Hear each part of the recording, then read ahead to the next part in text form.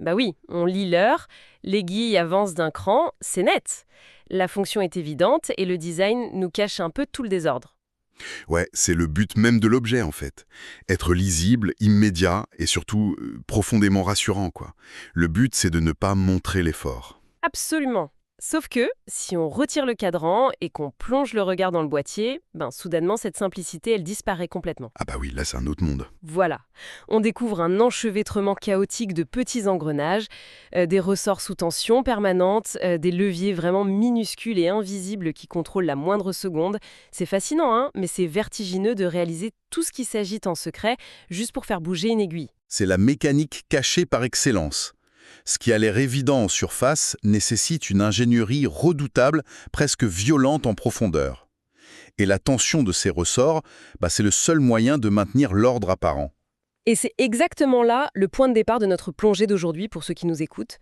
Ce mécanisme de montre, c'est exactement ce qui se passe avec le monde politique et médiatique qui nous entoure. Ouais, c'est une super métaphore. Les discours officiels, les grandes annonces rassurantes, nos fils d'actualité bien lissés, tout ça, c'est le cadran. Il simplifie la réalité, mais pour notre exploration, on va retirer ce cadran. On met les mains dans le cambouis. Exactement. Et pour ça, on s'appuie sur une pile de documents vraiment foisonnants, avec comme axe central le livre 20 romans pour comprendre le pouvoir de François Vanille, et on a aussi complété ça par une liste de 50 lectures et études annexes. C'est une vraie mine d'or, ouais. Mais attention, l'objectif n'est absolument pas de faire une critique littéraire classique. La mission d'aujourd'hui, c'est d'utiliser ces dystopies comme un décodeur secret, un peu comme un scalpel, pour disséquer les rouages invisibles de notre propre société. Et le parti pris de ces sources, il est hyper puissant. La politique réelle, elle cherche presque toujours à convaincre en simplifiant le réel. La fiction, elle, fait l'inverse. Elle ne démontre pas avec des graphiques, elle montre. Elle nous fait vivre le truc. Voilà. Elle met en scène les mécanismes pour nous les faire ressentir de l'intérieur. La thèse centrale, qui irrigue vraiment tous ces textes, c'est que le pouvoir, il ne disparaît jamais. Il ne s'évapore pas avec la fin des monarchies ou l'arrivée des démocraties. Non, il mute. Exactement. Il mute, il change simplement de forme, en passant de la contrainte physique brute à la manipulation du langage et puis au confort anesthésiant. Bon, décortiquons tout ça. Commençons par ce premier engrenage. L'illusion de la vérité. On a souvent cette image d'Épinal du pouvoir autoritaire, genre des bottes militaires, des chars dans la rue, des portes qu'on enfonce à l'aube. Le côté très hollywoodien, quoi. Voilà. Mais les textes nous montrent que pour asseoir une domination aujourd'hui, la force physique, c'est presque archaïque. Il y a beaucoup plus efficace, c'est contrôler ce que les gens lisent, ce qu'ils voient et ultimement, ce qu'ils sont capables de formuler. Et là, le passage obligé de nos documents, c'est 1984, de George Orwell. Forcément. Mais attention, pas pour l'aspect surveillance par caméra qu'on cite tout le temps. Ah non, c'est quoi alors? Le vrai coup de génie d'Orwell, qui est analysé dans nos sources, c'est la novlangue. En fait, le parti ne se contente pas d'interdire des livres, il détruit les mots eux-mêmes. Le ministère publie chaque année un dictionnaire de plus en plus fin. Attends, un dictionnaire qui est rétréci. Mais pourquoi? Parce que l'objectif profond de cette mécanique, c'est pas la censure classique. C'est de rendre la rébellion littéralement impensable sur le plan neurologique. Si on supprime les nuances du mot liberté ou du mot oppression, si on réduit le vocabulaire à des concepts binaires, ces cerveaux n'ont plus les outils linguistiques pour construire une pensée critique. Waouh, on ampute le dictionnaire pour amputer la pensée, c'est fou, vraiment. Et c'est d'autant plus frappant quand on voit comment ce concept de la novlangue trouve un écho direct dans notre réalité contemporaine. C'est clair. Enfin, sans même parler de dictature, regardons juste le jargon managérial ou politique d'aujourd'hui. On ne dit plus licenciement massif, on dit plan de sauvegarde de l'emploi. Ouais, classique. On ne dit plus guerre, on parle d'opération de pacification. On lisse le vocabulaire pour effacer la violence de l'action. Et ce lissage du langage, en fait, ça rejoint ce qu'Orwell appelait la double pensée. C'est-à-dire la capacité qui est exigée par le pouvoir d'accepter simultanément deux idées totalement contradictoires sans sourciller. Genre le fameux slogan « La guerre, c'est la paix ». Exactement. Ce mécanisme, il détruit la notion même de réalité objective. Si les mots ne veulent plus rien dire, si la vérité devient un truc élastique, le pouvoir peut imposer n'importe quel récit, parce que plus personne n'a de base solide pour le contester. Ouais, je vois. Sauf que réduire et censurer le langage, ça demande beaucoup d'efforts logistiques. Parfois, la stratégie inverse fonctionne encore mieux. Au lieu de cacher par le vide, on noie par le trop-plein. C'est tout à fait ça. Et ça, c'est l'un des mécanismes fascinants qui est soulevé par nos sources autour de Hunger Games de Suzanne Collins. Parce que les jeux, c'est pas juste un décor pour une histoire d'action. C'est une arme politique à part entière. Absolument. Le Capitole a compris une chose essentielle sur la nature humaine. C'est que la révolte, ça demande une énergie émotionnelle colossale. Et si cette énergie est canalisée vers le divertissement, elle est neutralisée. Ah, malin. Pendant que les citoyens des districts regardent ces jeux télévisés mortels, ils s'indignent, ils pleurent, ils choisissent leurs favoris. Bref, ils dépensent toute leur capacité d'empathie et de colère sur un spectacle qui est orchestré par le pouvoir. Et ça les vide de leur énergie révolutionnaire. Voilà. Le spectacle maintient une terreur latente, bien sûr, mais il légitime surtout le système, parce que l'attention de tous est captivée par le jeu imposé d'en haut. C'est hyper captivant parce que l'arène, au final, c'est qu'une métaphore de l'espace médiatique global. Et c'est là que nos sources basculent sur des analyses très concrètes de notre monde actuel, notamment en citant les travaux de l'économiste Julia Cagé. Sur la concentration des médias, oui. Exactement. Mais soyons honnêtes un instant, avec Internet, cette idée de concentration, elle semble presque dépassée, non? Aujourd'hui, je veux dire, n'importe qui peut ouvrir un blog, lancer une chaîne vidéo, publier une enquête indépendante. On a l'impression que l'information n'a jamais été aussi décentralisée. C'est vrai, l'abondance des plateformes crée cette illusion de décentralisation, sauf que les travaux de Cagé, ils s'attaquent au cœur du réacteur, c'est-à-dire la visibilité et l'indépendance structurelle. Ok, explique-moi ça. Quand une poignée péniliardaire rachète la majorité des grands médias télé, radio et presse écrite d'un pays, en fait, il rachète la capacité de fixer l'agenda public. Et Cagé détaille bien les mécanismes de cette influence. C'est pas forcément de la censure directe, si? Non, presque jamais. C'est une dépendance économique qui crée une espèce d'autocensure tacite dans les rédactions. C'est une influence indirecte par la nomination des directions éditoriales. C'est eux qui décident quel sujet fera la une et quel sujet sera relégué à une brève en page 12. En gros, ils ne dictent pas ce qu'il faut penser, mais ils décident des sujets auxquels nous allons penser. C'est une distinction fondamentale. Totalement. Et le résultat final de cette mécanique, c'est un appauvrissement du pluralisme. Même si des voix indépendantes existent sur Internet, elle lutte contre des empires financiers qui paient pour propager massivement leur propre prisme à eux. Et ce qui m'amène à un concept au nom un peu barbare qui est mentionné dans notre pile de documents, l'agnotologie. L'auteur l'aborde en faisant un parallèle avec le chaos de l'information qu'on voit dans Sa Majesté des Mouches. Oui, un concept très important.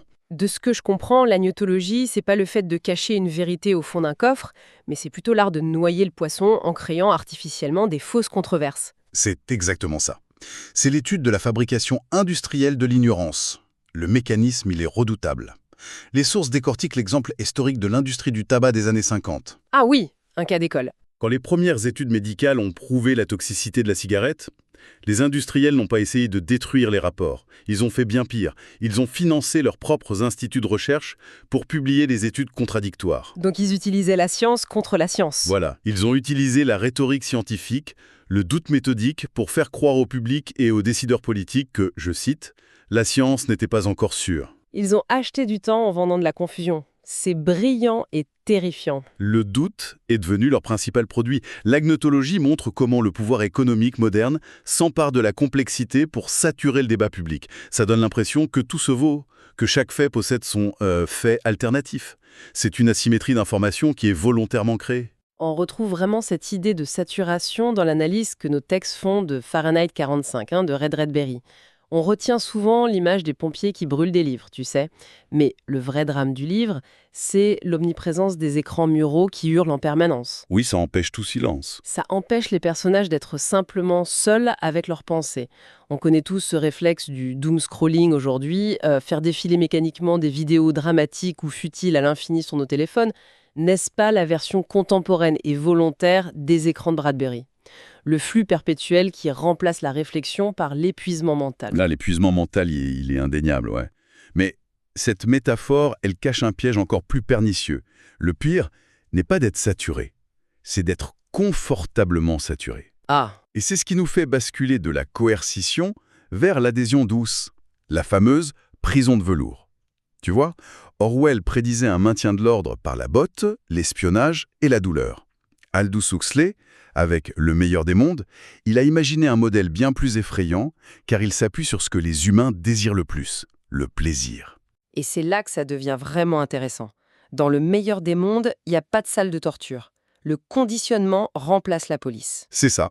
Dès leur conception en éprouvette, les individus sont déterminés biologiquement et psychologiquement pour adorer la classe sociale à laquelle ils appartiennent. Il n'y a pas de révolte parce qu'il n'y a pas d'insatisfaction. Pratique pour les dirigeants. Et si jamais un citoyen ressent un léger vague à l'âme, une once d'anxiété, la société lui fournit immédiatement du soma, une drogue parfaite sans effet secondaire qui rétablit une béatitude artificielle. La dictature n'est pas subie avec résignation, elle est réclamée. Le pouvoir garantit une anesthésie permanente. Une anesthésie par le confort matériel. Et nos documents font d'ailleurs un pont saisissant entre le soma de Huxley et la société de consommation décrite dans Fight Club de Chuck Palahniuk. Le narrateur compense le vide absolu de son existence en se créant une identité à travers des catalogues de meubles design. Le fameux canapé, oui. Mais je me fais l'avocate du diable une seconde. C'est pas un peu facile de tout mettre sur le dos de la consommation ? Après tout, la recherche du confort matériel, d'un toit agréable, c'est ce que l'humanité a toujours recherché. En quoi vouloir un beau canapé fait de nous les complices d'une dictature ? Eh bien, c'est la question centrale de la fabrique du concentrant, un concept développé par les intellectuels Noam Chomsky et Edward Herman, qui est largement mis en avant dans nos lectures. Vouloir un beau canapé, c'est pas une dictature en soi, on est bien d'accord. Ouf, me voilà rassurée. Mais la fabrique du consentement explique comment les institutions et les marchés façonnent ce désir pour qu'il devienne l'unique horizon de réussite acceptable. Le système ne te dit pas « tu ne dois pas te rebeller ». Il dit « la seule manière d'exister et de prouver ta valeur, c'est d'acquérir ces symboles de réussite ». Donc notre énergie passe là-dedans. L'énergie vitale de l'individu est totalement phagocytée par l'accumulation de biens. Le pouvoir s'assure l'obéissance des masses, non pas en leur donnant des ordres, mais en définissant en amont ce qui est perçu comme normal. Et une fois que cette norme est établie, le pouvoir n'a même plus besoin d'intervenir. Les individus se surveillent entre eux. C'est la pression du groupe qui prend le relais. Et nos sources illustrent parfaitement cette mécanique, avec le roman La Vague de Todd Strasser. Un roman glaçant. L'histoire terrifiante d'un prof d'histoire qui instaure un régime quasi-fasciste dans sa propre classe, juste pour voir jusqu'où ses élèves sont prêts à aller. La Vague, en fait, c'est la mise en récit des expériences de psychologie sociale de Stanley Milgram. Ce que ce roman décortique très finement, c'est le phénomène de la dilution de la responsabilité combiné aux besoins d'appartenance. Comment ça se manifeste dans le livre, en fait ? Les ados de la Vague se mettent à exclure puis à molester les autres, non pas par méchanceté pure, mais parce que chaque petit acte de soumission à la discipline semble justifiable. Se lever quand on parle, utiliser un salut spécifique, porter un uniforme. Des trucs qui paraissent anodins au début. Exactement. La normalisation est tellement graduelle que l'individu ne perçoit jamais le moment précis où il a franchi la ligne rouge. Il se dit juste « c'est le groupe qui veut ça, ce ne sont pas mes propres choix ». Ce glissement imperceptible, c'est le cœur même de La ferme des animaux d'Orwell, un texte qui revient hyper souvent dans notre pile. Au lendemain de la Révolution, on peint sur le mur une belle promesse de justice, tous les animaux sont égaux. Mais avec le temps, discrètement, pendant la nuit, les cochons au pouvoir rajoutent une virgule, une petite exception, mais certains sont plus égaux que les autres. Ouais, la fameuse phrase. Et la population de la ferme s'adapte, par passivité, par confort de ne pas faire de vagues, et surtout parce que la mémoire des faits s'effrite. C'est ça. L'adhésion douce repose sur l'effritement de cette mémoire. La friction de la pensée critique, le courage de dire non, ça demande un effort constant. C'est inconfortable. Il est beaucoup moins coûteux cognitivement de se fondre dans le mouvement de la majorité. C'est frappant. D'ailleurs, si on cherche l'incarnation ultime de la vague aujourd'hui, j'ai envie de proposer une image pour les esprits curieux qui suivent cette exploration.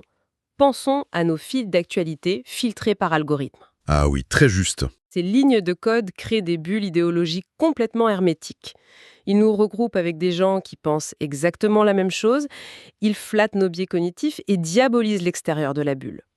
Ces algorithmes, en fait, ce sont le prof invisible de la vague. Ils ne nous forcent pas à haïr le camp d'en face, ils nous récompensent avec un petit shoot de dopamine quand on le fait. C'est vraiment l'essence même du pouvoir invisible. Mais cette analyse, elle soulève immédiatement la question de l'origine. Si l'algorithme est le professeur, qui code l'algorithme ? Qui détient véritablement la capacité de structurer notre réalité ?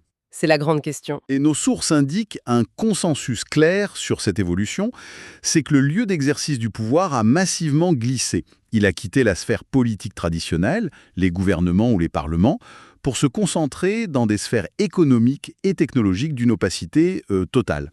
Du coup, c'est le moment d'aborder la question des nouveaux titans, Nos documents font un petit saut dans le temps et convoquent un classique fulgurant, Le Talon de fer de Jack London. Et rédigé il y a plus d'un siècle, ce texte il est d'une lucidité effrayante. London y décrit la confiscation du pouvoir par l'oligarchie, un énorme trust financier et industriel monopolistique. Il prévoyait la fin de la démocratie. Pas officiellement. Dans ce roman, les institutions démocratiques n'ont pas été formellement abolies. Il y a toujours des députés, des lois, des tribunaux, mais ce n'est plus qu'une coquille vide, un théâtre d'ombre. Le véritable pouvoir de décision, celui qui octroie le pain, qui contrôle l'emploi et dirige les armées, il est entre les mains d'une poignée de dirigeants de monopole qui n'ont jamais été élus. Et ce monopole dépasse largement la simple question du prix des marchandises. La littérature anticipe que ce pouvoir privé va chercher à contrôler la biologie elle-même. Et ça, c'est le gros avertissement de Margaret Atwood dans Oryx and Creek. Oui, Atwood, elle pousse la vision de London jusqu'à ses conséquences ultimes. Dans cet univers, les multinationales de la biotechnologie opèrent dans des complexes fortifiés qui sont totalement coupés du reste du monde qui se meurt. Une vraie dystopie corporatiste. Elles créent de nouvelles espèces, elles modifient le génome humain, elles brevettent le vivant en fonction d'un seul critère, c'est le profit futur. Le pouvoir y est terrifiant parce qu'il n'a de compte à rendre à aucune juridiction citoyenne. L'innovation technologique s'émancipe complètement de l'éthique globale pour servir des intérêts purement privés. Mais face à cette confiscation corporatiste et technologique, que font les États?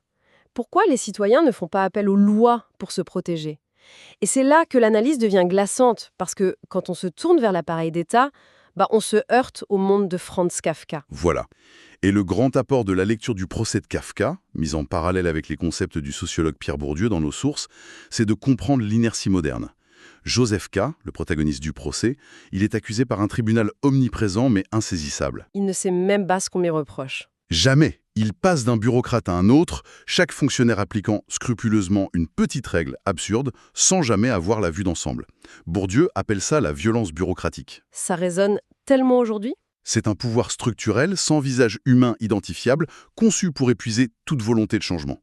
La responsabilité y est tellement diluée qu'il n'y a plus aucun décideur à combattre, il y a seulement un labyrinthe de formulaires. Et pour illustrer cette violence bureaucratique et cette inaction systémique dans notre monde contemporain, nos sources font un focus massif sur la crise écologique. C'est le cas d'École Parfait. On ne parle pas ici d'idéologie, attention, on parle de la simple observation factuelle des dynamiques décisionnelles. Nous avons les rapports du GIEC, le constat scientifique est gravé dans le marbre, l'urgence est absolue. Et pourtant, la machine ne freine pas.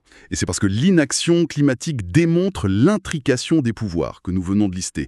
C'est pas par ignorance que rien ne bouge radicalement. D'un côté, on retrouve le pouvoir décrit par le talon de fer de London, des intérêts corporatistes colossaux, notamment liés aux énergies fossiles, qui utilisent l'agnotologie et le lobbying pour figer toute législation contraignante. Et de l'autre côté? De l'autre, les États réagissent avec la lenteur du tribunal de Kafka. On organise d'immenses sommets internationaux où on rédige des textes de centaines de pages d'engagements non contraignants.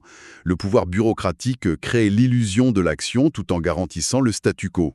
Alors, qu'est-ce que tout cela signifie au fond? Plutôt que l'image habituelle du train qui fonce dans le mur, la métaphore qui correspond le mieux à l'analyse de nos sources serait plutôt celle d'un immense navire. L'iceberg est droit devant. Les scientifiques en vigie hurlent le danger. Sauf que le gouvernail unique a été démonté et remplacé par un comité bureaucratique à la Kafka. C'est exactement ça. Un membre du comité gère uniquement l'angle de la barre, un autre doit approuver le budget du carburant, un lobbyiste privé explique que ralentirait, nuirait aux dividendes de la cafétéria du bord, et pendant ce temps-là, les passagers sont hypnotisés par les écrans de Bradbury dans la salle de bal.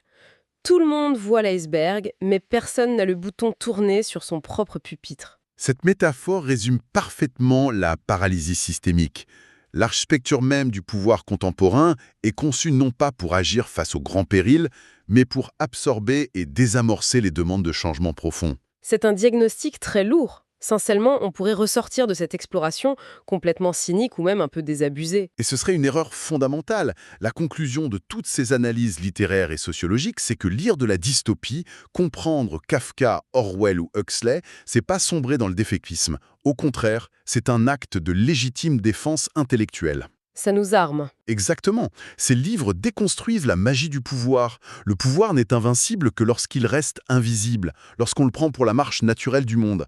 En identifiant ces mécanismes précis, la corruption du langage, l'anesthésie par le divertissement, la dilution de la responsabilité bureaucratique, eh bien on regagne notre marge de manœuvre. On redevient capable de démonter les engrenages de la montre dont tu parlais au début. Et c'est la promesse de cette plongée au cœur de ses œuvres. À l'avenir, chaque fois qu'on entendra un élément de langage aseptisé justifier une décision brutale, on pensera à la novlangue.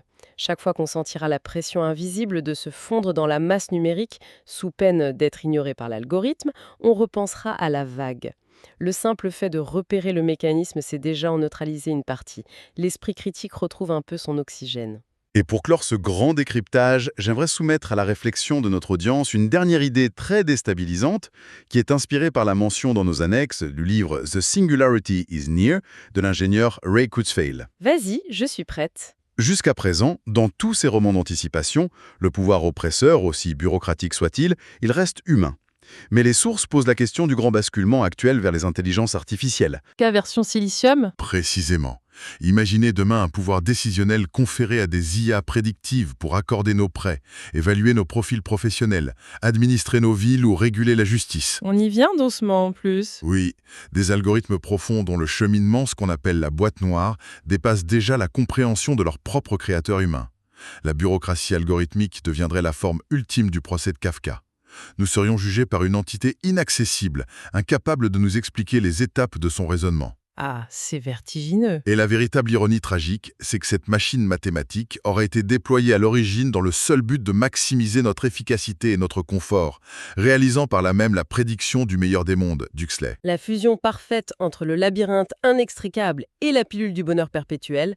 Mais comment se rebeller contre un système qui nous enveloppe de confort maternel tout en décidant rationnellement de notre sort, le tout dans une langue mathématique que nous ne parlons même plus?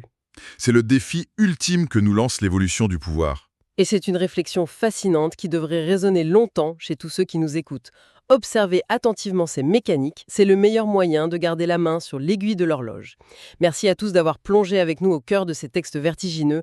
À très bientôt pour une nouvelle exploration.